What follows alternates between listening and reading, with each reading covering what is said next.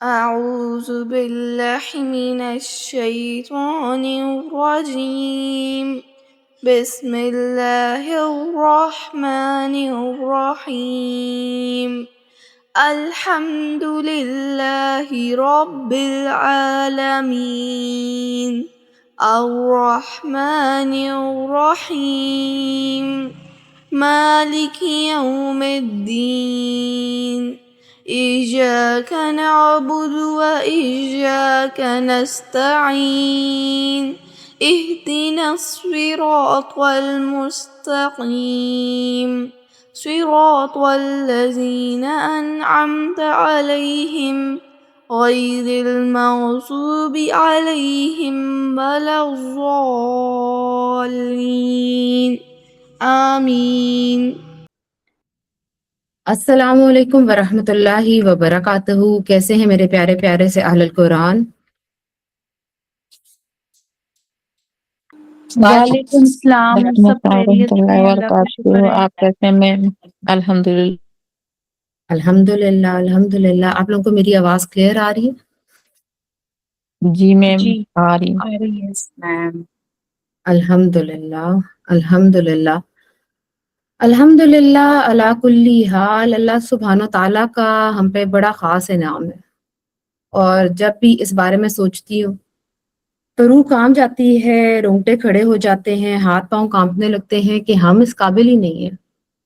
قابلیت دیکھیں تو اس قابل نہیں ہے کہ اس کتاب کو ہاتھ تک لگا سکیں، اس کو کھول کے پڑھ بھی سکیں. اور اللہ سبحانہ و تعالیٰ کا اتنا کرم ہے کہ پھر بھی ہمارے گناہوں کے باوجود، ہماری کمزوریوں کے باوجود اللہ سبحانہ و تعالیٰ ہمیں پھر توفیق دے دیتا ہے اور پھر مہلت دے دیتا ہے کہ میرے بندوں ابھی زندگی باقی ہے، مغفرت کے دروازے کھلے ہوئے ہیں، چلو تم کوشش کر رہے ہو تو پھر قدم اٹھاؤ اور میری طرف بڑھو، میں تمہارا ہاتھ تھام لوں گا. اس سے زیادہ محبت کون آپ سے کر سکتا ہے؟ کوئی دنیا کی مخلوق ایسی نہیں ہے جو اللہ سے زیادہ انسان کو محبت کرے. اور یہ انسان کو صرف اور صرف تب معلوم ہوتا ہے جب یہ کتاب اللہ کا کلام آپ کے سامنے کھل جاتا ہے. تو اللہ کا شکر ادا کرتے ہوئے، اس کا کرم جانتے ہوئے، سب سے پہلے ہم تھوڑا سا پچھلی کلاس کا ریکیپ کریں گے. سب سے پہلے میں چاہوں گی ایک تو ہینڈ ریس کریں تاکہ سب کو موقع مل سکے، اور جو نہیں کر سکتے وہ کوشش کریں کہ سیکھ لیں. سب سے پہلے پچھلی کلاس کا ریکیپ کریں گے. کون سی میری پیاری بہن سورہ فاتحہ کی پہلی 3 آیات سنائیں گی، تلاوت کریں گی اور ساتھ ان کا ترجمہ سنانا چاہیں گی؟ کائنڈلی اپنا ہینڈ ریس کریے گا. جی پیاری بہنوں جاگ جائیں، صبح ہو گئی ہے. کون سی ہماری بہن لاسٹ کلاس کا ریکیپ دے گی؟ جی عبد القیوم کی آئی ڈی سے سائمہ صاحبہ. جی السلام علیکم ورحمۃ اللہ وبرکاتہ. وعلیکم السلام ورحمۃ اللہ وبرکاتہ. اعوذ باللہ من الشیطان الرجیم. بسم اللہ الرحمن الرحیم. ال کا مطلب ہے تمام، کل، حمد، تعریف، شکر. لام لیے، اللہ، اللہ کے، رب، پروردگار، العالمین، تمام، اور عالمین، جہانوں کا. الحمدللہ رب العالمین، کل تعریف، کل حمد، کل شکر اللہ تعالیٰ کے لیے ہے جو تمام جہانوں کا پالنے والا ہے. الرحمن، نہایت رحمان اور مہربان. الرحیم، بہت رحم کرنے والا. الرحمن الرحیم، نہایت مہربان اور بہت رحم کرنے والا ہے. ایا، صرف، کا، تیری ہی، نعبدو، مالک یوم الدین. آپ جو بھی مالکی، مالک ہے، مالکی، مالک ہے، مالکی یوم، یوم دن، مالکی یوم الدین، قیامت کے دن کا. مالکی یوم الدین، قیامت کے دن کا، روز جزا کا مالک ہے. جزاک اللہ خیر. جی پہلی 3 آیات کا ماشاء اللہ لا قوت الا باللہ بہترین آپ نے لفظی ترجمہ کیا ہے.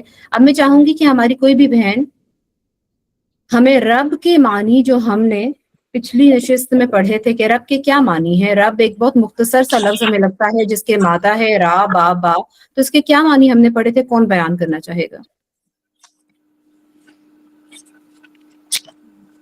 جی نصرت عابد صاحبہ آپ بتائیں گی.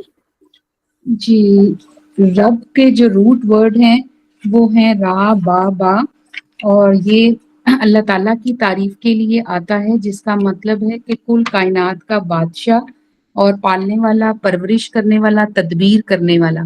اور اس کے بہت سارے نام بھی ہیں جن سے کہ ہم اس کو پہچانتے ہیں، جیسے کہ مالک، سید، پورا اختیار رکھنے والا، مربی، منعم، القیم، برقرار رکھنے والا. اس لفظوں میں جو اس کے نام ہیں ان سے ہمیں اس کی ربوبیت کا، رحمانیت کا اور رحیمیت کا پتہ چلتا ہے. اور رب جو ہے یہ تمام کائنات کا رب ہے، جس میں کہ حشرات، پرندے، انسان، جانور، جن، حیوانات، ستارے، سیارے، اس کی مخلوقات، ہر قسم کی مخلوقات کا وہ رب ہے، اور ساری کائنات اس کے حکم کے تابع ہے. اور وہ رب العالمین کہلایا جاتا ہے، جس کا مطلب ہے تمام جہانوں کا رب. اور اس کا جو ہے اصل معنی پروردگار، پرورش کرنے والا، پالنے والا، تدبیر کرنے والا، نظام کو سنبھالنے والا، اور ہر قسم کی جو ہے وہ کائنات کو چلانے والا ہے. ماشاء اللہ، لا قوت الا باللہ، بیوٹیفلی ایکسپلینڈ. اب مجھے کون سی میری بہن بتائے گی کہ الرحمن اور الرحیم میں کیا ڈفرینسیشن ہم کر سکتے ہیں؟ دونوں کا مادہ رحم سے ہے، را ہا میم ہے، لیکن کیا بات ہے جو الرحمن کو الرحیم سے ڈفرینشیٹ کرتی ہے؟ جی سمیرہ کاشف صاحبہ آپ بتائیے. السلام علیکم. رحمان جو ہے وہ صرف تمام عالمین کے لیے ہے، اس میں کفار بھی آتے ہیں اور مسلمان بھی آتے ہیں، جبکہ رحیم جو ہے وہ صرف اور صرف مسلمانوں کے لیے ہے. اور رحیم کا اصل جو ہے وہ ہمیں تب انشاءاللہ قیامت والے دن ملے گا، جب اللہ تعالیٰ صرف جو ہے وہ مسلمانوں کے لیے رحیم ہوں گے. ماشاء اللہ، لا قوت الا باللہ. الحمدللہ، الحمدللہ آپ تمام بہنوں نے بہت اچھے طریقے سے لاسٹ لیکچر لیا، اپنے ہوم ورک سبمٹ کرائے، اور اللہ سبحانہ و تعالیٰ سب کو بہترین جزائے خیر دے. اللہ سبحانہ و تعالیٰ کی رضا کے لیے ہم نے جو کام شروع کیا ہے اللہ سے قبول کرے، اور اللہ ہمارے علم، فہم اور عمل میں، خصوصی طور پہ عمل میں بہت زیادہ ہمیں آگے لے کے جائے، کیونکہ علم بغیر عمل کے کچھ نہیں ہے. سورہ فاتحہ کی اگلی آیات جو انشاءاللہ آج ہم اس نشست میں شامل کریں گے، یقین جانے وہ اتنی زیادہ جھنجھوڑنے والی ہیں کہ انسان کے رونگٹے کھڑے ہو جاتے ہیں. انسان کو سمجھ ہی نہیں آتی کہ وہ کس کرائٹیریا میں فال کرتا ہے، وہ صحیح ہے، غلط ہے، یا وہ کیا کر رہا ہے. اور سخت شرمندگی ہوتی ہے یہ کہتے ہوئے کہ میں مسلمان ہوں، کہ اگر میں مسلمان ہوں اور میں کیا کر رہا ہوں. بہت ضروری ہے ان آیات کو سمجھنا اور ان پہ غور کرنا. اللہ کا نام لیتے ہوئے آج کی نشست کا آغاز کرتے ہیں. الحمدللہ رب العالمین، نحمدہ ونستعینہ ونستغفرہ ونؤمن بہ ونتوکل علیہ ونعوذ باللہ من شرور انفسنا ومن سیئات اعمالنا، من یہدہ اللہ فلا مضل لہ ومن یضلل فلا ہادی لہ، واشہد ان لا الہ الا اللہ وحدہ لا شریک لہ، واشہد ان سیدنا محمدن عبدہ ورسولہ. ربی اشرح لی صدری ویسر لی امری واحلل عقدۃ من لسانی یفقہوا قولی. ربی زدنا علما، اللہم فقہنا فی الدین، اللہم انا نسألک علما نافعا ورزقا طیبا وعملا متقبلا واجعل لی وزیرا من اہلی. ربی یسر ولا تعسر وتمم بالخیر، آمین یا رب العالمین. سورہ فاتحہ کی آیت نمبر 5 سے ہم آج کی ابتدا کریں گے. ایاک نعبد و ایاک نستعین. ایا کا معنی ہے صرف، کا ضمیر کے لیے ہے کہ اللہ ہم صرف تیری ہی، ایا صرف، کا تیری ہی، نعبد ہم عبادت کرتے ہیں، وا حروف عطف ہے، وا اور ایا صرف، کا تیری ہی، نستعین ہم مدد چاہتے ہیں. ایاک نعبد و ایاک نستعین، اے میرے پروردگار ہم صرف اور صرف تیری ہی عبادت کرتے ہیں، اور میرے اللہ، میرے پیارے اللہ، ہم صرف اور صرف تجھ ہی سے مدد چاہتے ہیں. ضمیر مخاطب کا کو مقدم کرنے سے حسر کا مفہوم پیدا ہوتا ہے. پھر عربی میں فعل مضارع زمانہ حال اور مستقبل دونوں کے لیے آتا ہے. یہ آیت بندے کا اپنے پروردگار سے عہد و پیما ہے جسے ہم ایک ہینڈ شیک سے تعبیر کر سکتے ہیں. یہاں ایک بہت امپورٹنٹ نقطہ ہے جس کو سمجھنا بہت ضروری ہے کہ یہ فیصلہ کر لینا تو بہت آسان ہے کہ یا اللہ میں تیری عبادت کروں گا, میں مان لیتا ہوں کہ میرے اللہ تو ایک ہے, تیرے سوا کوئی معبود نہیں ہے اور حضرت محمد صلی اللہ علیہ وآلہ وسلم آخری رسول ہیں. یا اللہ میں نے فیصلہ کر لیا میں تیری بندگی کروں گا, لیکن اس فیصلے کو نبھانا بہت مشکل ہے.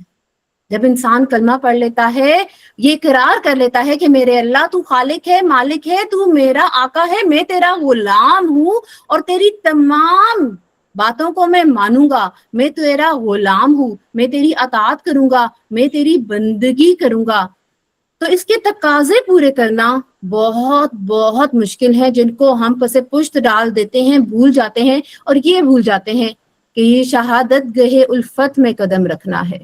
لوگ آسان سمجھتے ہیں مسلمان ہونا. مسلمان ہونے کا مطلب صرف یہی تو نہیں ہے کہ بندہ کہہ دے کہ لا الہ الا اللہ محمد رسول اللہ, کہ میں نے کلمہ پڑھ لیا ہے, میں نے اقرار کر لیا ہے کہ اللہ ایک ہے اور حضرت محمد صلی اللہ علیہ وآلہ وسلم ہمارے آخری نبی ہیں. اللہ کی بندگی کے جو تقاضے ہیں ان کو پورا کرنا اصل مسلمان کا مسلمان ہونا کہلاتا ہے. لہٰذا بندگی کا عہد کرنے کے فوراً بعد اللہ کی پناہ میں آنا چاہیے کہ اے اللہ میں زمن میں تیری ہی مدد چاہتا ہوں, فیصلہ تو میں نے کر ہی لیا ہے کہ میں تیری بندگی کروں گا اور اس کا وعدہ کر رہا ہوں, لیکن اس پر کاربند رہنے کے لیے مجھے تیری مدد درکار ہے. آپ صلی اللہ علیہ وآلہ وسلم ہر نماز کے بعد ایک ذکر کیا کرتے تھے جو ہمیں بھی بہت کثرت سے کرنا چاہیے, اور وہ دعا کیا ہے؟ ربی اعنی علی ذکرک و شکرک و حسن عبادتک. پروردگار میری مدد فرما کہ میں تجھے یاد رکھ سکوں, تیرا شکر ادا کر سکوں اور تیری بندگی احسن طریقے سے بجا لاؤں. کیونکہ جب انسان کہتا ہے ایاک نعبد و ایاک نستعین, تو اقرار کر لیتا ہے کہ میری کوئی اوقات نہیں ہے میرے اللہ, میں تیری مدد کے بغیر کچھ بھی نہیں کہہ سکتا, ہل سکتا, میری کوئی اوقات نہیں ہے, میں مٹی سے آیا ہوں اور مٹی میں چلا جاؤں گا. تو ذرا غور کریے گا اور آج ابھی اسی وقت میرے ساتھ ایک دفعہ یہ آیت پڑھیے گا, ایاک نعبد و ایاک نستعین. یا اللہ میں صرف اور صرف تیری عبادت کرتا ہوں اور صرف تجھی سے مدد مانگتا ہوں.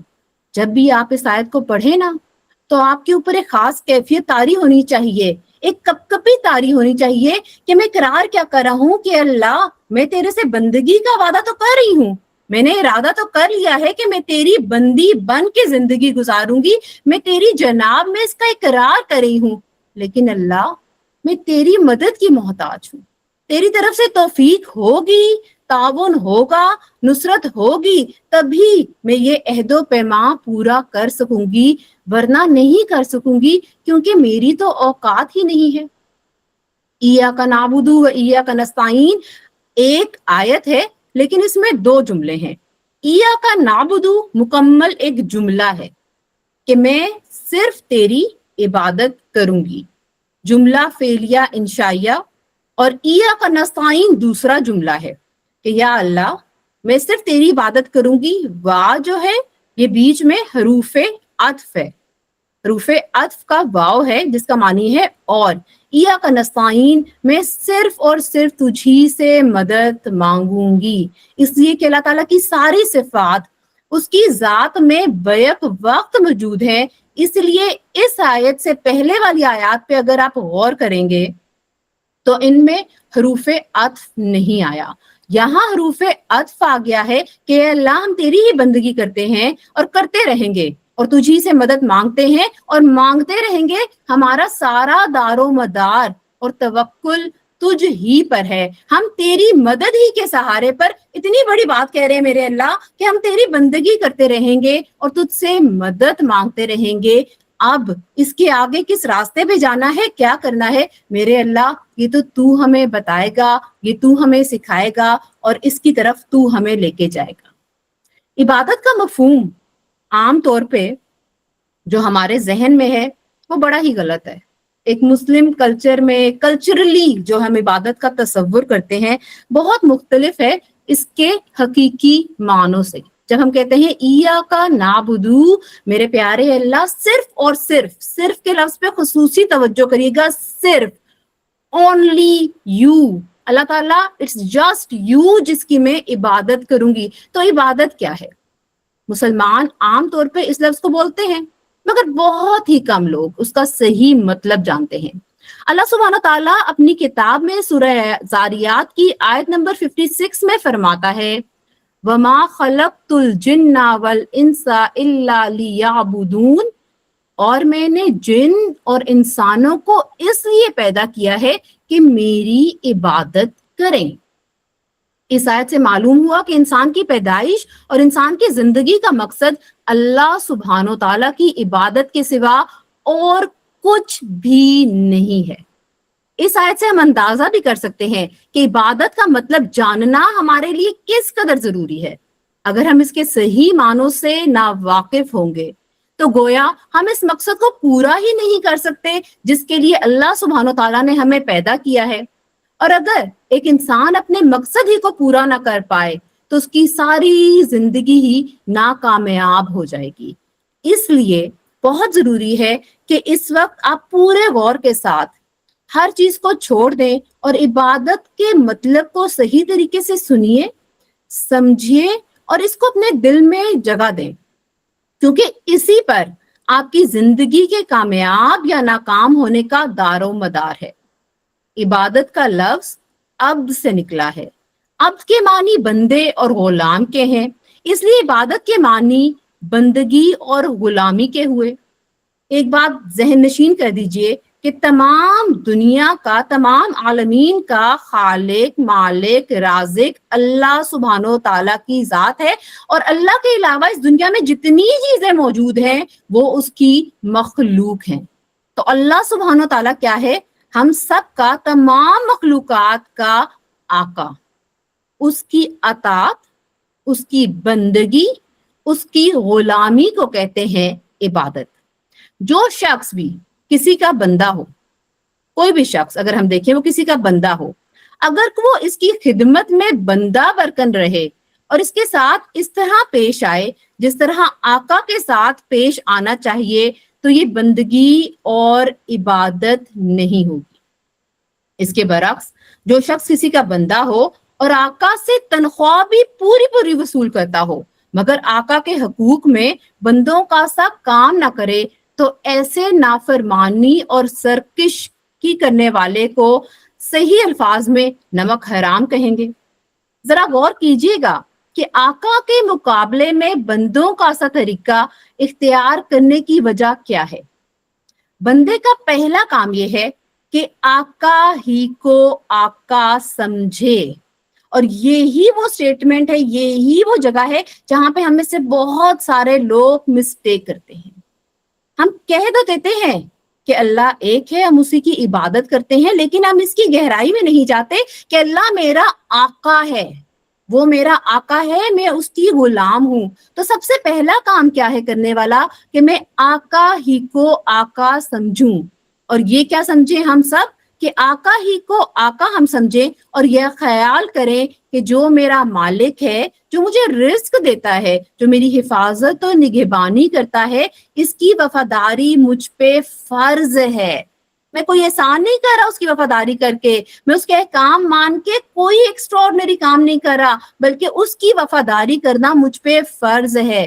اس کے سوا اگر اور کسی کا بھی میں وفادار ہو گیا تو میں اپنے آقا سے وفاداری نہیں نبھا سکوں گا اور شرک کر بیٹھوں گا. بندے کا دوسرا کام یہ ہے کہ ہر وقت 24/7 آقا کی اطاعت کرے, اس کے حکم کو بجا لائے, کبھی اس کی خدمت سے منہ نہ موڑے, اور آقا کی مرضی کے خلاف نہ خود اپنے دل سے کوئی بات کرے اور نہ کسی دوسرے شخص کی بات مانے. غلام ہر وقت ہر حال میں غلام ہے. اسے یہ کہنے کا حق ہی نہیں ہے کہ آقا کی فلاں بات میں مانوں گا اور فلاں بات میں نہیں مانوں گا, یا اتنی دیر کے لیے میں آقا کا غلام ہوں اور باقی وقت میں اس کی غلامی سے آزاد ہوں. تو یہ کہہ دینا کہ لا الہ الا اللہ محمد رسول اللہ 24/7 کے لیے, پوری زندگی کے لیے, ابھی سے لے کے اینڈ تک, جب تک میں زندہ ہوں, مجھے اپنے اللہ کا غلام بناتا ہے. تو پہلی بات یہ تسلیم کرنی ہے ہم نے کہ اللہ ہی ہمارا آقا ہے, ہم اس کی مخلوق ہیں, ہم اس کے غلام ہیں. دوسری بات کہ میں نے اطاعت کرنی ہے, اور وہ اطاعت صرف چند گھنٹوں کے لیے نہیں ہوگی, چند گھڑیوں کے لیے ہوگی, بلکہ میں نے 24/7 کا غلام بننا ہے. پھر بندے کا تیسرا کام کیا ہے کہ آقا کا ادب اور اس کی تعظیم کرے. جو طریقہ ادب اور تعظیم کرنے کا میرے آقا نے, میرے اللہ نے مقرر کیا ہو, صرف اس کی پیروی کرے. جو وقت سلامی کے لیے حاضر ہونے کا آقا نے مقرر کیا ہے, اسی وقت پہ اس کے حضور حاضر ہو کے اس بات کا ثبوت دے کہ میں اس کی وفاداری اور اطاعت پہ ثابت قدم ہوں. بس یہی 3 چیزیں ہیں جن سے مل کے عبادت بنتی ہے. ایک آقا کی وفاداری, دوسری آقا کی اطاعت, اور تیسرے اس کا ادب اور اس کی تعظیم. اللہ سبحانہ وتعالیٰ نے جو یہ فرمایا ہے وَمَا خَلَقْتُ الْجِنَّ وَالْإِنسَ إِلَّا لِيَعْبُدُونَ, تو اس کا مطلب دراصل یہ ہے کہ اللہ تعالیٰ نے جن اور انس کو اس لیے پیدا کیا کہ وہ صرف اور صرف اللہ کے وفادار ہوں, اس کے خلاف کسی اور کے وفادار نہ ہوں, صرف اللہ کے احکام کی اطاعت کرے اور اس کے خلاف کسی اور کا حکم نہ مانے, اور صرف اس کے آگے ادب اور تعظیم سے سر جھکائیں, کسی دوسرے کے آگے سر نہ جھکائیں. انہی 3 چیزوں کو اللہ نے عبادت کے جامع لفظ میں بیان کیا ہے. یہی مطلب ان تمام آیتوں کا ہے جن میں اللہ نے اپنی عبادت کا حکم دیا ہے. ہمارے پیارے نبی حضرت محمد صلی اللہ علیہ وآلہ وسلم اور آپ سے پہلے جتنے نبی خدا کی طرف سے آئے ہیں, ان سب کی تعلیم کا سارا لب لباب یہی ہے کہ اللہ کے سوا کسی کی عبادت نہ کرو. یعنی صرف ایک بادشاہ ہے جس کا تمہیں وفادار ہونا ہے, اور وہ بادشاہ اللہ ہے. صرف ایک ہی قانون ہے جس کی ہمیں پیروی کرنی ہے, اور وہ قانون اللہ کا قانون ہے. اور صرف ایک ہی ہستی ایسی ہے جو ہماری پوجا اور پرستش کے لائق ہے, اور وہ ہستی صرف اور صرف اللہ ہے. غلامی, اطاعت اور پرستش جو عبادت کے 3 مین معنی ہیں, ان میں سے کسی کرائیٹیریا میں بھی اگر ہم نے کسی مخلوق کو جگہ دے دی تو ہم نے اللہ کے حق میں کمی کر دی. میری پیاری بہنوں بیٹیوں, اب ذرا ان تمام باتوں کو اپنے ذہن میں رکھیے گا اور میرے سوالوں کے جواب ساتھ ساتھ دیتی جائیے گا. ذرا سوچئے کہ آپ ایک ایسے نوکر کے متعلق کیا کہیں گے جو آقا کی مقرر کی ہوئی ڈیوٹی چھوڑ کر وہیں کھڑے کھڑے آقا کو جھک جھک کر سلام کرتا رہے اور پھر ہاتھ باندھ کر کھڑا ہو جائے. آقا اسے حکم دے کہ جاؤ اور فلاں فلاں خرابیوں کو مٹا دو, مگر وہ 1 انچ بھی وہاں سے نہ ہٹے اور سجدے پہ سجدہ کیا جائے. آقا حکم دے کہ چور کا ہاتھ کاٹ دو, یہ حکم سن کر بس وہیں کھڑے کھڑے نہایت خوش الہانی کے ساتھ چور کا ہاتھ کاٹ دو, چور کا ہاتھ کاٹ دو 20 مرتبہ پڑتا رہے, مگر ایک دفعہ بھی اس نظام حکومت کے قیام کی کوشش نہ کرے جس میں چور کا ہاتھ کاٹا جا سکے. کیا ہمیں سے کوئی بھی کہہ سکتا ہے کہ یہ شخص, یہ بندہ حقیقت میں آقا کی بندگی کر رہا ہے؟ اب دوبارہ سوچئے, اگر آپ کا کوئی ملازم یہ رویہ اختیار کرے تو ذرا سوچیں, میں نہیں جانتی کہ آپ کیا کہیں گے اس کو, لیکن حیرت کی بات یہ ہے کہ ہم نے خدا کا جو نوکر ایسا کرتا اپنی ارد گرد کی سراؤنڈنگ میں دیکھا, ہم نے اس کو بڑا عبادت گزار سمجھ لیا. وہ ظالم اپنے پہ ظلم کرتے ہوئے صبح سے شام تک خدا جانے کتنی مرتبہ قرآن شریف میں خدا کا احکام پڑھتا ہے, مگر ان احکام کو بجا لانے کے لیے اپنی جگہ سے ٹس سے مس نہیں ہوتا, بلکہ نفل پہ نفل پڑھتا جاتا ہے, سجدے پہ سجدے کیا جاتا ہے, 1000 دانہ تسبیح پر خدا کا نام جپتا رہتا ہے اور خوش الہانی کے ساتھ قرآن کی تلاوت کرتا رہتا ہے. ہم اس کی یہ حرکتیں دیکھتے ہیں. ہم سوسائٹی میں ارد گرد ایسے بہت سے لوگ دیکھتے ہیں اور ہم کہتے ہیں کیسا زاہد ہے, کیسا عابد بندہ ہے. یہ غلط فہمی صرف اسی وجہ سے ہے کہ ہم نے عبادت کا صحیح مطلب نہیں سمجھا. ایک اور نوکر کی مثال لیتے ہیں. ایک اور نوکر جو رات دن گنتی تو غیروں کی انجام دیتا ہے, احکام غیروں کے سنتا ہے اور مانتا ہے, قانون پہ غیروں کے عمل کرتا ہے اور اپنی اصلی آقا کے فرمان کی ہر وقت خلاف ورزی کرتا رہتا ہے, مگر سلامی کے وقت آقا کے سامنے حاضر ہو جاتا ہے اور زبان سے آقا ہی کا نام جپتا رہتا ہے. اگر آپ میں سے کسی شخص کا نوکر یہ طریقہ اختیار کرے تو آپ کیا کریں گے؟ کیا آپ اس کی سلامی کو اس کے منہ پہ نہ مار دیں گے کہ جب وہ زبان سے آپ کو آقا اور مالک کہے گا تو کیا فوراً یہ جواب نہ دیں گے کہ پرلے درجے کا تو جھوٹا ہے, تو بے ایمان ہے, تنخواہ تو مجھ سے لیتا ہے لیکن نوکری تو دوسروں کی کرتا ہے, زبان سے مجھے آقا کہتا ہے اور حقیقت میں میرے سوا ہر ایک کی خدمت کرتا پھرتا ہے. یہ تو ایک بڑے معمولی عقل کی سی بات ہے جو ہم سب کو سمجھ آ جاتی ہے, لیکن ہم یہ کیوں نہیں سمجھتے کہ جب ہم کہہ دیتے ہیں لا الہ الا اللہ محمد الرسول اللہ, ہم مان لیتے ہیں کہ میرا اللہ میرا آقا ہے, میرا رازق ہے, میرا خالق ہے, میرا مالک ہے, میں اس کی غلام ہوں, اطاعت غلامی پرستش مجھے اسی کی کرنی ہے. تو میں جتنے مرضی نمازیں پڑھوں, جتنے مرضی نفل پڑھوں, جتنے مرضی روزے رکھوں, اور اگر میں اس کے دیے گئے احکاموں پہ عمل نہیں کر رہی تو کیا میں عبادت گزار کہلاؤں گی؟ حقیقی عبادت گزار کون ہے؟ وہ جو اللہ سبحانہ و تعالیٰ کی اطاعت میں, اس کی غلامی میں, اس کی پرستش میں اپنی پوری زندگی گزار دے. وہ صرف اذان ہوتے ہی مسلمان نہ بن جائے کہ میں ذرا نماز پڑھ کے آتی ہوں پھر بیٹھ کے ذرا گوسپ کر لیں گے, بلکہ وہ غیبت کو غیبت ہی جانے اور اس سے دور رہے. وہ صرف یہ نہ کہے کہ اچھا رمضان آ گیا ہے, اب میں ایسا کرتی ہوں کہ چاند نکلنے تک اچھی مسلمان بن جاتی ہوں, برائیوں سے دور رہتی ہوں, بلکہ پوری زندگی اس کی اپنے نفس سے جہاد کرتے گزر جائے. صرف وہی اچھا غلام ہوتا ہے جو صرف خوشی کے وقت نہیں بلکہ مصیبت کے وقت بھی یاد رکھے کہ میرا حقیقی آقا کون ہے اور میں نے غلامی کس کی کرنی ہے. عبادت کا اصل مفہوم یہ ہے کہ انسان اللہ سبحانہ و تعالیٰ کے بتائے ہوئے طریقوں سے اس کی پرستش کرے, نماز پڑھے, روزے رکھے, لیکن یہ عبادت کا صرف ایک جز ہے. اس کے بعد اطاعت صرف اللہ کے احکام کی ہو, غلامی صرف اللہ کی ہو, نہ کہ کسی اور مخلوق کی, نہ کہ اس کے اپنے نفس کی. مولانا ابو اعلیٰ مودودی کے نزدیک عبادت کا مفہوم صرف نماز, روزہ, حج اور زکوٰۃ تک محدود نہیں, بلکہ عبادت کا اصل مطلب اللہ تعالیٰ کی مکمل بندگی, اطاعت اور فرما برداری ہے. انہوں نے اپنی کتاب 4 بیسک قرآنک ٹرمز میں وضاحت کی ہے کہ عربی لفظ عبادت کے اندر 3 بنیادی مفاہیم شامل ہیں. پہلا مفہوم کیا ہے؟ بندگی اور غلامی, یعنی انسان اپنے آپ کو اللہ کا بندہ سمجھے اور اس کی حاکمیت کو تسلیم کرے, اس کو ٹوٹلی انڈرسٹینڈ کرے اور اللہ کے سامنے سبمٹ ہو جائے.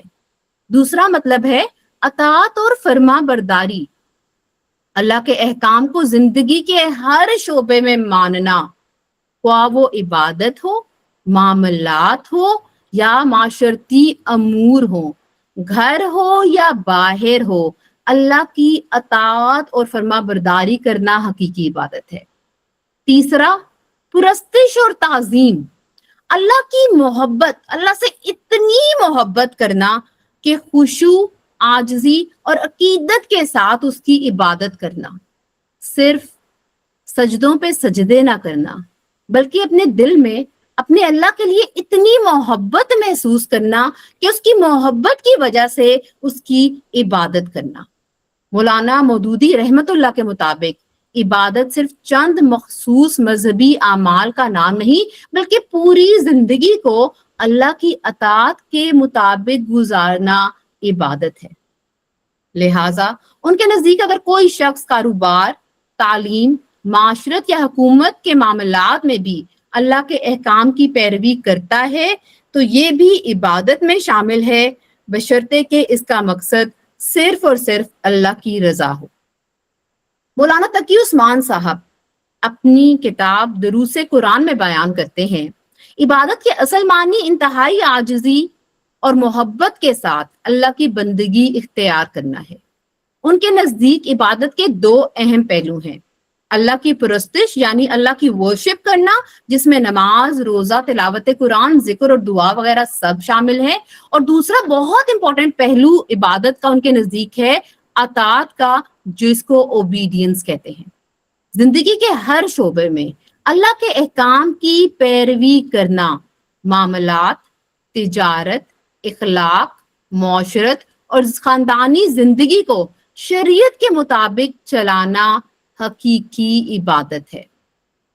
مولانا تقی عثمانی صاحب سورہ فاتحہ کی آیت ایاک نعبد کی تفسیر میں لکھتے ہیں کہ بندہ اس بات کا اقرار کرتا ہے کہ ہم صرف تیری ہی عبادت کرتے ہیں، ہم اپنی زندگی کے ہر معاملے میں صرف تیری اطاعت اور بندگی اختیار کرتے ہیں، ہماری محبت، خوف، امید اور اعتماد کا مرکز صرف تو ہی ہے میرے اللہ۔ اللہ تعالیٰ کی عظمت و محبت کے ساتھ اس کی مکمل بندگی اور اطاعت اختیار کرنا اور زندگی کے تمام معاملات کو اس کی مرضی کے مطابق چلانا ہی حقیقی معنی ہے عبادت کی۔ تو اب سوال بنتا ہے ہمارا اپنے آپ سے کہ جب ہم کہتے ہیں ایاک نعبد میرے اللہ ہم تیری ہی عبادت کرتے ہیں، تو ہم کہاں پہ فال کرتے ہیں؟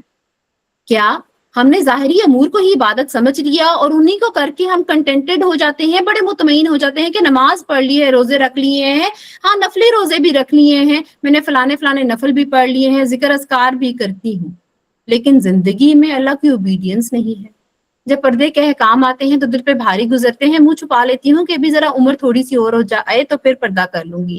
جب سود کے احکامات آتے ہیں تو اپنا نفس آگے آ جاتا ہے کہ پھر یہ لگزوریس لائف سٹائل کیسے افورڈ کروں گی، کوئی بات نہیں، سود ابھی لے لیتے ہیں، کوئی بات نہیں، ہم یہ کام کر لیتے ہیں۔ یا کوئی بھی ایسی چیز جو ہمارے سامنے آتی ہے جس سے اللہ نے ہمیں منع کیا ہے لیکن ہم اس کی اطاعت نہیں کرتے، ہم اس کی غلامی نہیں کرتے بلکہ لوگوں کی اطاعت کرتے ہیں، اپنے نفس کی غلامی کرتے ہیں، تو پھر عبادت کا اصل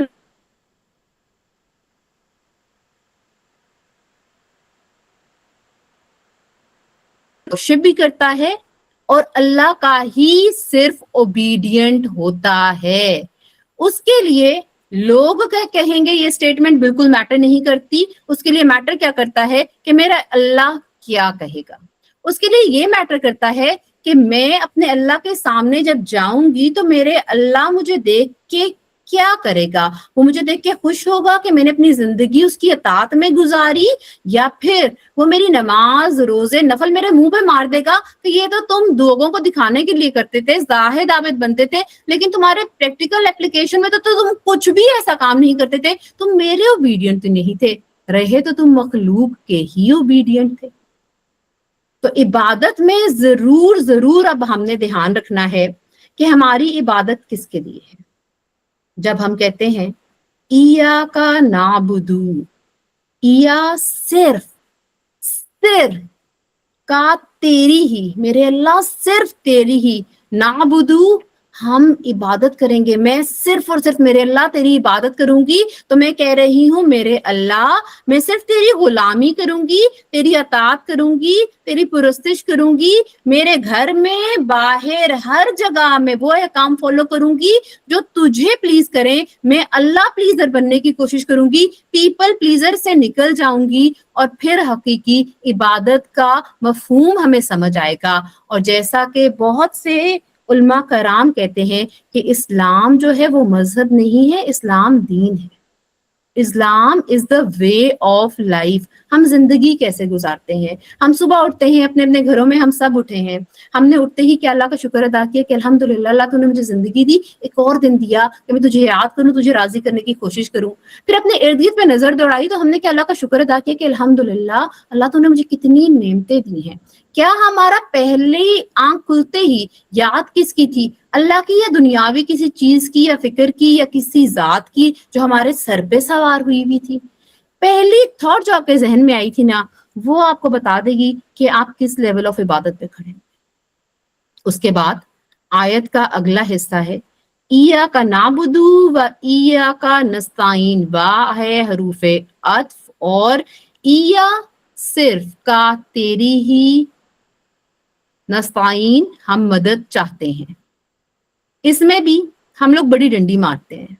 ہم کہتے تو ہیں کہ ہم صرف اللہ کی مدد چاہتے ہیں، لیکن مدد چاہنے سے پہلے ہمارے فون 10 جگہ اور چلے جاتے ہیں. استعانت کے معنی کیا ہیں؟ آئیے دیکھتے ہیں. استعانت عربی لفظ استعان یا استعین سے نکلا ہے، جس کا مادہ ہے عین واو نون.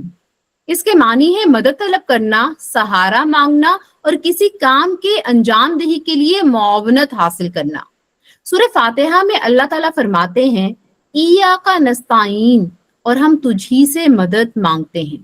اس آیت میں بندہ اقرار کرتا ہے کہ حقیقی مددگار صرف اللہ تعالیٰ ہے، اور ہر قسم کی طاقت، توفیق اور کامیابی اسی کی طرف سے آتی ہے. استعانت کا مطلب یہ نہیں ہے کہ انسان ظاہری ذرائع اور اسباب کو چھوڑ دے، بلکہ اس کا مطلب یہ ہے کہ دل کا اعتماد صرف اللہ پر ہو، کامیابی کا اصل مالک اللہ کو سمجھے، اسباب کو اللہ کے حکم اور سنت کے مطابق اختیار کرے. یعنی بندہ دوا بھی استعمال کرے، محنت بھی کرے، مشورہ بھی لے، لیکن یقین رکھے کہ شفا، کامیابی اور مدد صرف اللہ کے حکم سے حاصل ہوگی. کیا اب ایک سوال ہمارے ذہن میں آتا ہے کہ کیا اللہ سے مدد مانگنے کے ساتھ اسباب اختیار کیے جا سکتے ہیں؟ تو اس کا جواب ہے جی ہاں، بلکہ شریعت میں اسباب اختیار کرنا مطلوب ہے. اس کی قرآن سے دلیل ہمیں ملتی ہے.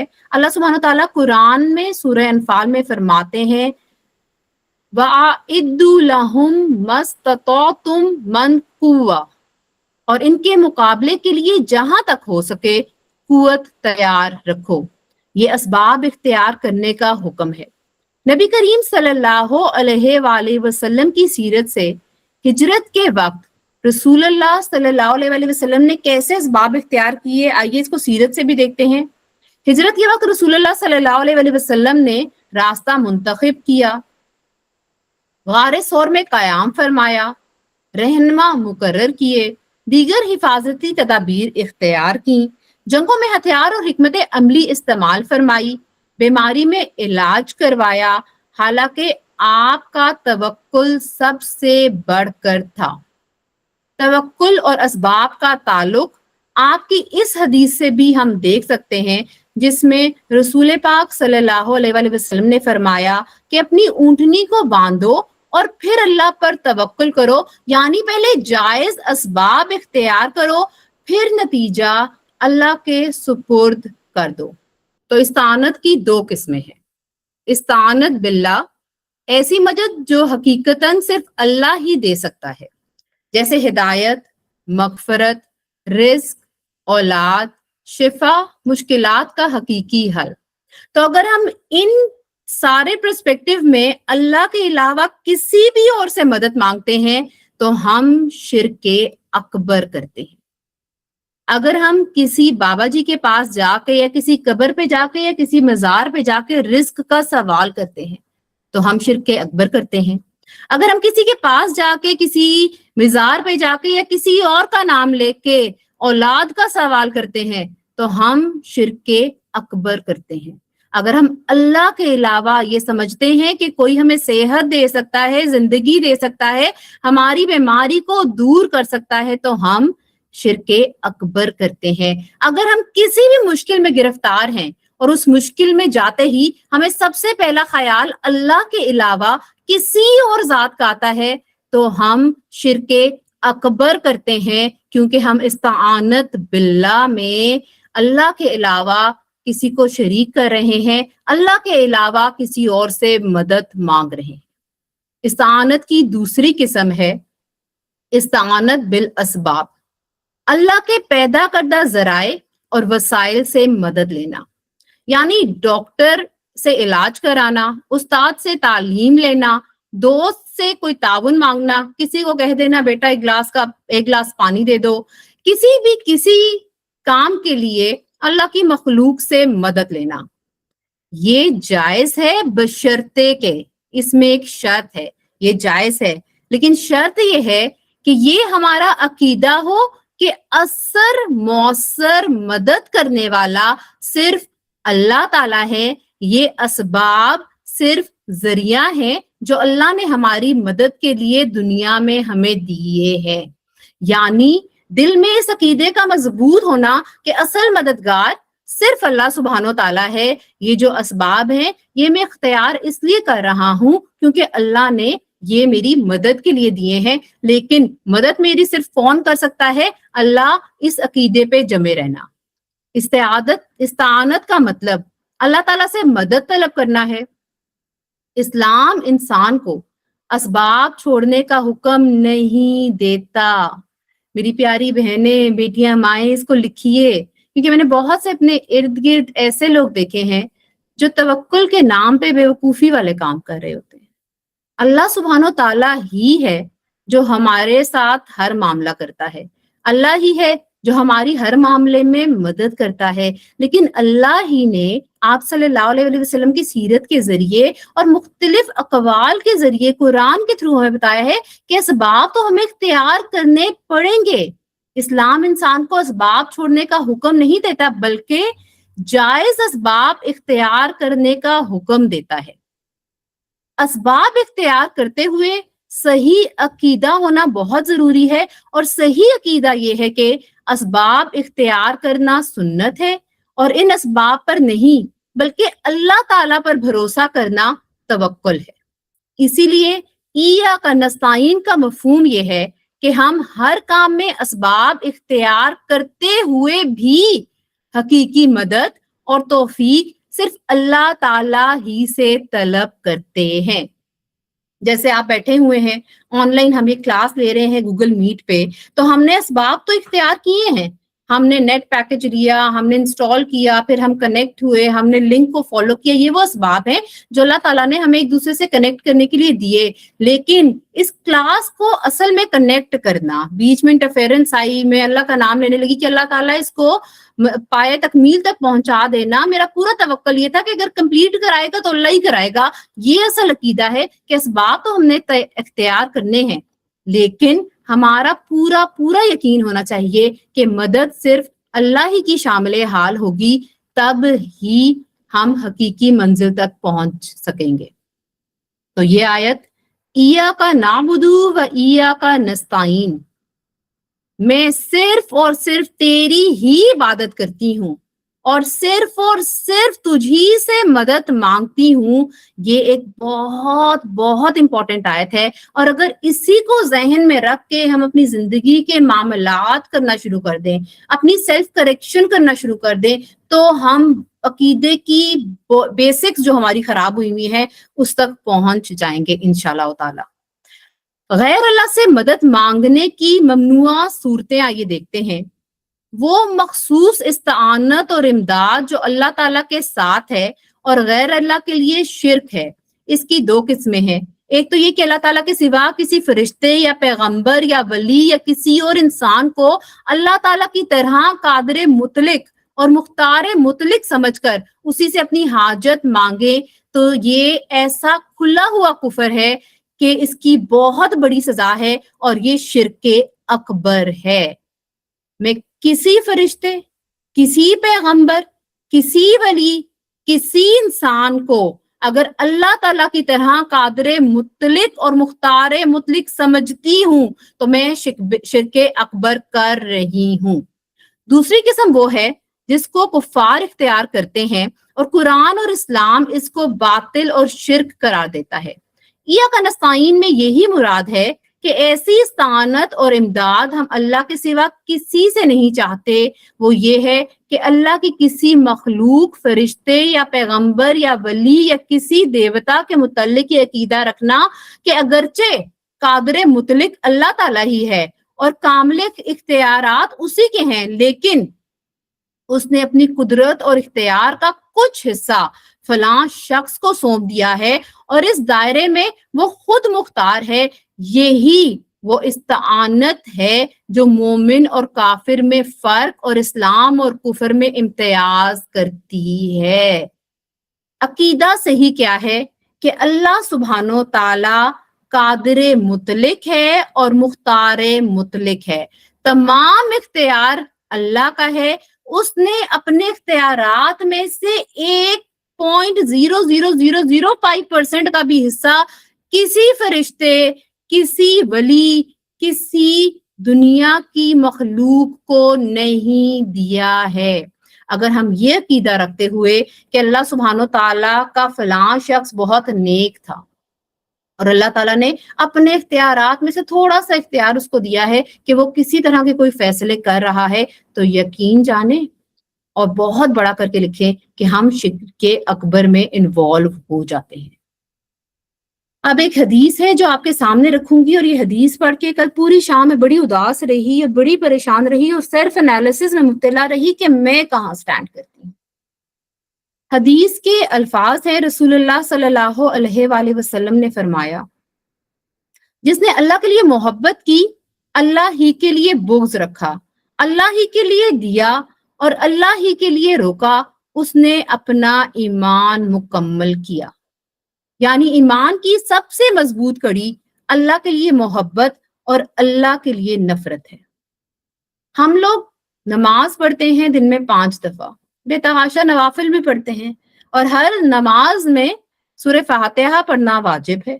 ہم سب ایاک نعبد و ایاک نستعین بڑے دھڑلے سے کہتے ہیں، پڑھتے جاتے ہیں، اس آیت کو بغیر سوچے سمجھے پڑھے جاتے ہیں، لیکن کیا ہماری زندگیوں میں محبت اللہ کی وجہ سے ہے لوگوں سے، اور کیا لوگوں سے نفرت اور دوری کیا اللہ کی وجہ سے ہے؟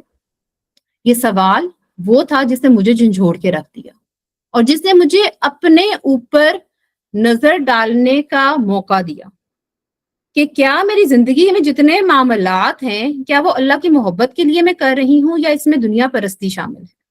اگر اللہ کی محبت نہیں ہے، دنیا شامل ہو گئی، تو میرا تو یہ جو سٹیٹمنٹ میں بڑے دھڑلے سے کہہ رہی ہوں، ایاک نعبد و ایاک نستعین، یہ تو غلط ثابت ہو گئی۔ میں تو کہہ رہی ہوں یا اللہ میں تو صرف تیری ہی عبادت کرتی ہوں، لیکن اگر اس عبادت میں، سطاعت میں، غلامی میں، پرستش میں کہیں میرے بیٹے آڑے آ گئے، کہیں میری اولاد آڑے آ گئی، کہیں میرا فائنینشل سسٹم میرے آگے آ گیا، کہیں میرے تعلقات آڑے آ گئے، تو یہ آیت تو بالکل وہ ہے جس کا میں رد کر رہی ہوں۔ میں زبان سے تو بولتی جا رہی ہوں، لیکن میرا کوئی فعل اس آیت کو بیک اپ نہیں کر رہا۔ اور اللہ سبحانہ تعالیٰ نے ہمیں کیا سکھایا اور آپ صلی اللہ علیہ وآلہ وسلم نے کیا فرمایا کہ جس نے اللہ کے لیے محبت کی، اللہ ہی کے لیے بغض رکھا، اللہ کے لیے ہی دیا اور اللہ ہی کے لیے روکا، اس نے اپنا ایمان مکمل کر لیا۔ تو اس آیت کو پڑھتے پڑھتے کہ ایاک نعبد و ایاک نستعین، میرے اللہ میں صرف اور صرف تیری عبادت کرتی ہوں اور صرف تجھی سے مدد مانگتی ہوں، ساتھ ہم نے ایک کلوز اور بھی ایڈ کرنا ہے، اور وہ کیا ہے کہ ہماری محبتیں اللہ کے لیے ہوں۔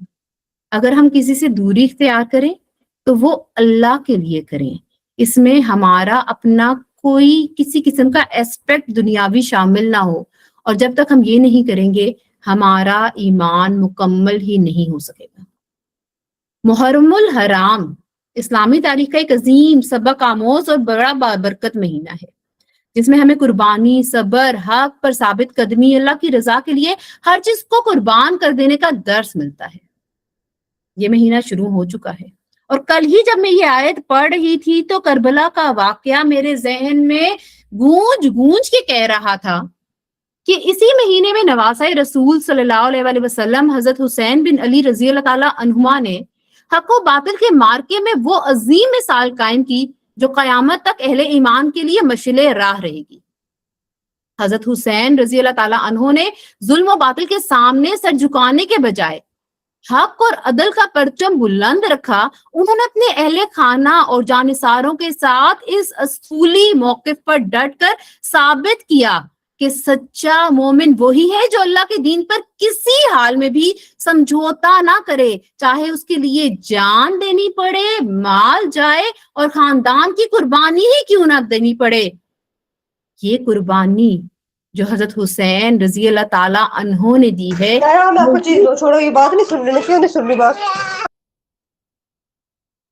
یہ قربانی جو حضرت حسین رضی اللہ تعالیٰ عنہ نے دی ہے، یہی اس آیت مبارکہ کی عملی تفسیر تھی، ایاک نعبد و ایاک نستعین، یعنی ہم صرف تیری ہی عبادت کرتے ہیں اور تجھ ہی سے مدد مانگتے ہیں.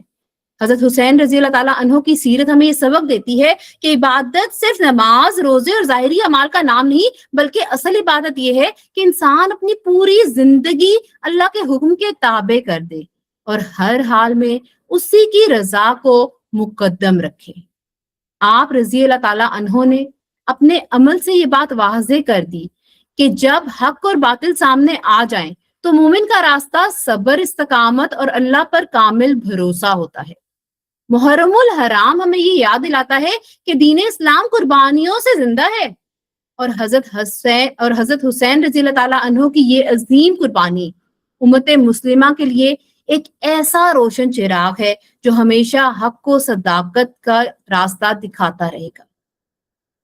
تو ایاک نعبد و ایاک نستعین جب ہم سیرت حسینی میں دیکھتے ہیں تو ہمیں بہت کلیئرلی نظر آ جاتا ہے کہ جب ہم کہہ دیتے ہیں کہ یا اللہ ہم تیری عبادت کرتے ہیں اور صرف تجھی سے مدد مانگتے ہیں، تو میرے کوئی خاندانی رشتہ، میری اولاد، میرا مال، میرا حسب نسب، کوئی ایسی چیز جو اللہ کے احکام کے آگے کھڑی ہو جاتی ہے، اس کو مٹا دینا، اس کا رد کر دینا، اس کو کچل دینا ہی اصل مسلمان کا کام ہے اور اصل مومن ہونے کی نشانی ہے. اللہ اکبر کبیرہ. اس آیت کی تفسیر نے کل مجھے بہت پریشان رکھا، اور میں جانتی ہوں کہ جتنے لوگ آج اگر غور سے اس کو سن رہے تھے، اس لیکچر کو، یقین جانے رونگٹے کھڑے ہو جاتے ہیں کہ ہم کہاں سٹینڈ کرتے ہیں. اور پھر قرآن کی ایک آیت یاد آ جاتی ہے جس میں اللہ سبحانہ تعالیٰ کہتے ہیں کہ تم کہتے ہو کہ تم مومن ہو گئے ہو، نہیں، ابھی تو تم مسلمان ہوئے ہو، ابھی تو صرف زبان سے یہی کہا ہے کہ اے اللہ میں نے مان لیا کہ تو ایک ہے اور حضرت محمد صلی اللہ علیہ وآلہ وسلم اللہ کے آخری رسول ہیں، لیکن ابھی مومن ہونا باقی ہے. اللہ سبحانہ تعالیٰ سے میری بڑی دل سے دعا ہے کہ اللہ سبحانہ تعالیٰ اس آیت ایاک نعبد و ایاک نستعین کا حقیقی مفہوم ہمیں سمجھنے کی توفیق دے. ہماری زندگیوں میں بھی جو بھی بت ہیں جنہوں نے ہمیں اللہ کی راہ سے، اللہ کے قرب سے، اللہ کی بات ماننے سے روکا ہوا ہے، اللہ سبحانہ تعالیٰ ہماری زندگیوں سے وہ تمام بت ہٹا دے. اللہ سبحانہ تعالیٰ ہمیں صراط مستقیم دے. اب ہم نے دعا تو کر لی، ہم نے مانگ تو لیا، اللہ سے کہہ تو دیا، اپنی محبت کا اظہار کر دیا ایاک نعبد و ایاک نستعین، لیکن اب آگے کیا ہے انشاءاللہ وہ اگلی نشست میں جانیں گے. قرآن ایک ایسا بڑا، ایک ایسا علم کا سرچشمہ ہے کہ جب اس کو کھولتے جاتے ہیں نا، اس کی گتھیوں کو، تو یقین جانے یہ وقت کہاں جاتا ہے کوئی پتہ نہیں چلتا. 1 گھنٹہ گزر گیا اور صرف ایک آیت کی صرف ایک سطحی سی تفسیر ہم نے کی.